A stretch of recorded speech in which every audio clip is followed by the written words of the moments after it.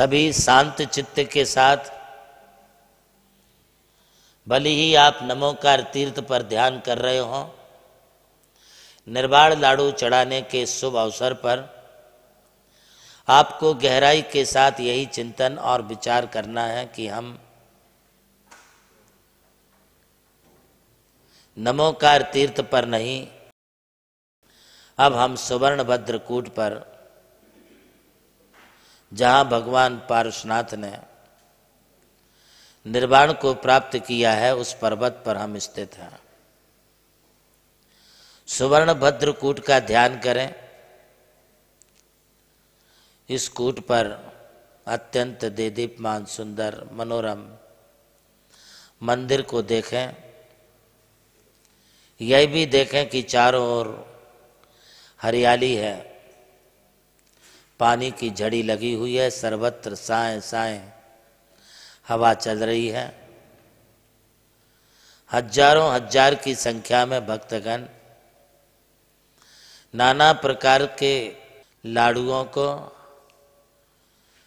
सुंदर सुंदर थाली में सजा करके प्रभु को अर्पण करने खड़े हुए हैं। और मैं भी प्रभु के लिए निर्वाण लाडू अर्पण कर रहा हूँ। ऐसा विचार करें। इसी चिंतन के साथ यह भी विचार करें कि भगवान पारशुनाथ ने इसी सुवर्णभद्रकूट से मोक्ष को प्राप्त किया है। अब उनकी आत्मा, शरीर यहीं पर रह गया है और आत्मा का वह दिव्य स्वरूप देदीप्यमान प्रकाश पुंज पद्मासन की मुद्रा में ऊर्ध्वलोक सिद्धलोक की ओर गमन कर रहा है। ऐसा आप विचार करें, चिंतन करें, विचार करें। उनकी आत्मा मोक्ष को प्राप्त हो रही है। वह आत्मा सिद्ध शिला पर सिद्ध लोक में पहुंच गई है।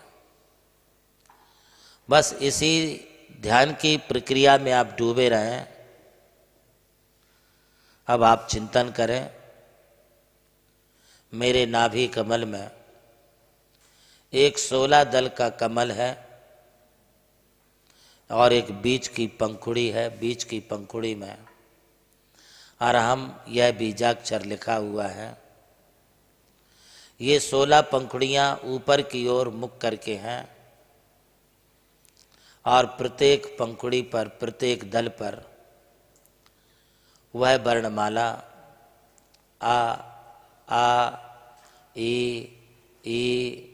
उ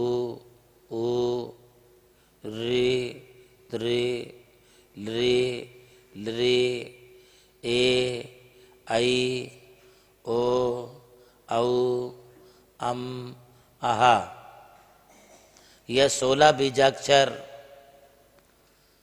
नाभि कमल की पंखुड़ियों पर लिखे हुए हैं। अब चिंतन करें। एक और कमल है जो हमारे हृदय में स्थित है। वो औंधा नीचे की तरफ मुख करके वह कमल है।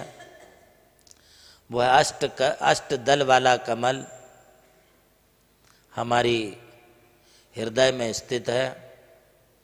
बीच की कर्णिका पर उसमें अरहम लिखा हुआ है एवं 8 दलों पर ज्ञानावर्णी, दर्शनावर्णी, वेदनी, मोहिनी, आयु, नाम, गोत्र, अंतराय ऐसा लिखा हुआ है। हम ध्यान की प्रगाढ़ता में हैं।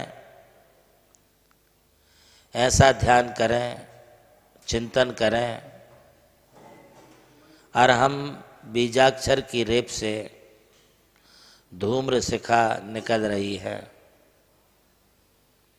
धीरे धीरे नाभि कमल की अरहम से धुआं के साथ लौ की स्फुलिंग निकलने लगी हैं।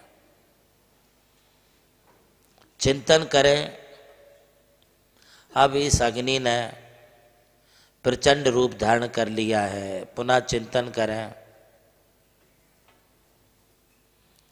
हृदय कमल पर स्थित 8 पाखुड़ियों का मटियाले रंग का अधोमुख नीचे की ओर मुख किए हुए एक कमल, उन पाखुड़ियों पर जो ज्ञानावरणी, दर्शनावरणी, वेदनी, मोहिनी, आयु, नाम, गोत्र, अंतराय, ये 8 कर्म हैं। उसमें भी अरहम बीजाक्षर है। इस अरहम बीजाक्षर की रेप से भी अग्नि निकल कर 8 कर्मों को जलाने लगी है। नाभिस्थ कमल में आई हुई अग्नि ज्वाला हृदयस्थ कमल की ज्वाला से मिलकर तेजी से 8 कर्मों को जलाती हुई धाएं धाएं करके अब शरीर को जलाने लगी है। चिंतन करें। शरीर के बाहर